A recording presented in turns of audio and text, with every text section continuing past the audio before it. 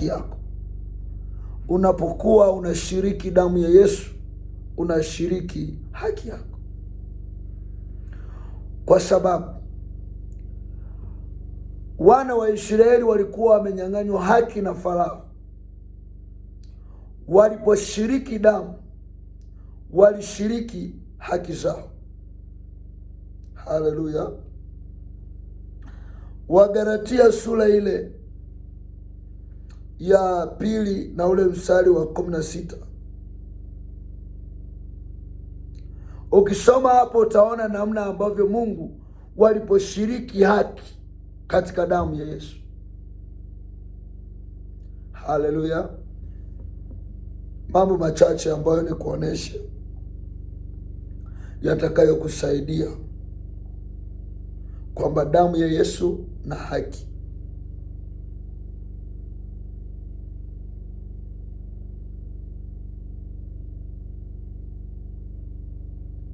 Pasaka ni mlango.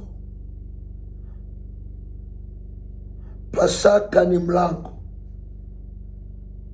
wa damu ya Yesu kupitisha haki zako. Kwa hiyo unaweza ukawa hauna uhuru mahali fulani, kwa hiyo damu ya Yesu na haki. Sijui unanielewa?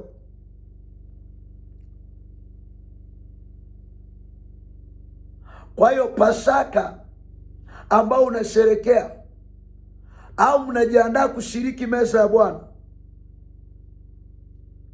kwa wakati huo ambao tuko kwenye maandalizi ya Pasaka, wengine wanashiriki wiki, wengine wanashiriki wiki inayokuja ya kuanzia tarehe 30, tarehe 31 kwenye kanisa lako. Kwao ninapozungumzia damu ya Yesu, imebeba haki ya kwako. Lakini pia kuna damu zilizotolewa kunyang'anya haki yako. Kwa hiyo damu ya Yesu imekuja kuondoa zile damu zilizotolewa kunyang'anya haki yako. Haujanielewa nilichosema? Kuna damu zilizotolewa kunyang'anya haki zako, lakini damu ya Yesu ilitolewa kurudisha haki zako. Hapo nadhani umenielewa. So unapotaka haki yako ije, lazima uwe mshiriki wa damu ya Yesu ambayo ni divai na mkate. Haleluya. Unapokuwa mshiriki wa damu ya Yesu, uwe na uhakika vita yoyote iliyoko malangoni inaweza kuondoka, kwa sababu kunayo damu ya Yesu. Sijui unanipata? Ni haki yako kuwa mzima. Ni haki yako kuzaa watoto wa kike na wa kiume. Ni haki yako kutembelea magari ya kifahari. Ni haki yako kulala kitanda kizuri. Ni haki yako kuwa na afya. Unaweza ukakosa hizo haki kama hauna mahusiano mazuri na Mungu. Tafuta uwepo wa Mungu. Tumia damu ya Yesu.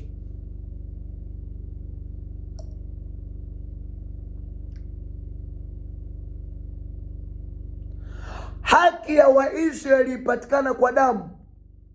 Haikupatikana kwa jambo lolote, bali ilipatikana kwa damu za wanyama na mafahali.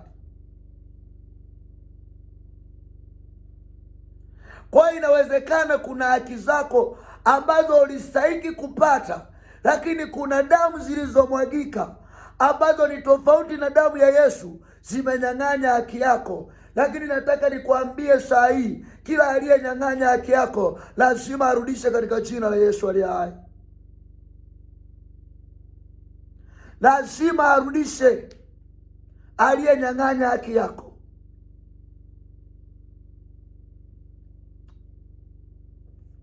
Jambo lingine, unaposhiriki damu, unashiriki haki yako. Unaposhiriki damu, unashiriki uhuru wako na uzima wako.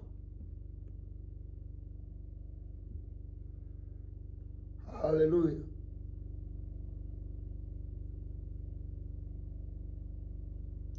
Unaposhiriki damu, unashiriki ushindi wako.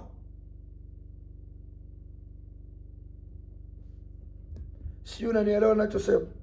Unaposhiriki damu, unashiriki ushindi wako,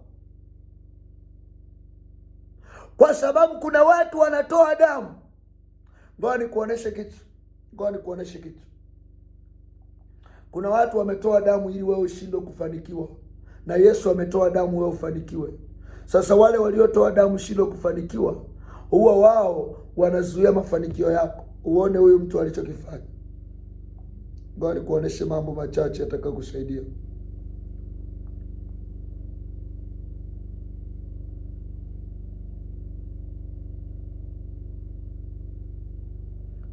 Damu inakusaidia kuleta mabadiliko.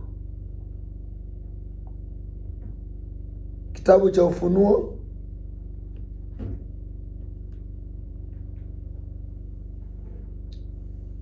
anasema hivi, Ufunuo sura ile ya 19 mstari wa 2. Kwa kuwa hukumu zake ni za kweli na za haki, maana amemhukumu yule kahaba mkuu aliyeharibu nchi kwa asharati wake, na kuipatiliza damu ya watumwa wake mkononi mwake. Na kuipatiliza damu mikononi mwake. Yule kahaba ambaye amemwaga damu ya uharibifu kunyang'anya haki yako.